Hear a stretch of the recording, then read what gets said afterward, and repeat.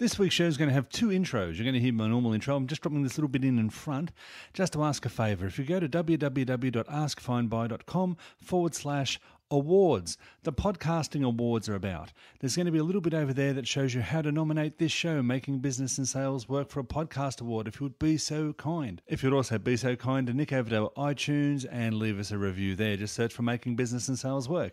Now here's the normal intro. Welcome to Making Business and Sales Work, brought to you by Ask, Find, Buy. Best way for business to find customers and for customers to get what they want. Now here's the show. Hi guys, it's Craig from Making Business and Sales Work. As you probably know, I'm a bit of a fan of LinkedIn. I get in there and discuss in the groups, and one of my favourite groups is Small Business, Big Marketing, but I'm a member of about 28 groups. I've got to start culling that down actually, because a lot of them are a waste of time. But in the Small Business, Big Marketing group, there was a question that was posed by Justin. And I read the question and I was going to give a bit of an answer, but it was such a thought-provoking thing that I thought I'd do a bit of a podcast about it. Justin's question was this: if you're going to start a small property development business targeting low to medium end buyers in a specific suburb, what marketing activities would you look at doing? Well, myself, the question has a few aspects on it which I think are very, very good clues to the sort of marketing I would be doing anyway. So it's property developing in a specific area.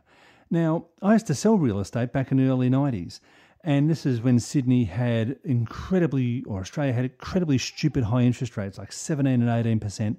No one was selling houses, and there'd be months when I would be the only agent that sold any houses. And back then, commissions were well under $3,000, and I was bringing in $15,000 in commission, and I was getting a third of it. So back in the late 80s, early 90s, I was earning $3,000 a week. It was a huge income. It was really, really good. But then my son Jacob was about to be born. I didn't want to work weekends anymore, so I rolled out of real estate. But the one thing that I learned in my time in real estate is that you'd go see somebody that wanted to sell their house. And back then, a house where I was selling them in Liverpool might have been worth, a good 4-bedroom brick house might have been worth only $100,000 or $110,000 or $120,000 if it was a ripper. You could get houses for around the $80,000 to $90,000 all day, every day. Very cheap, very, very cheap suburb, very cheap market.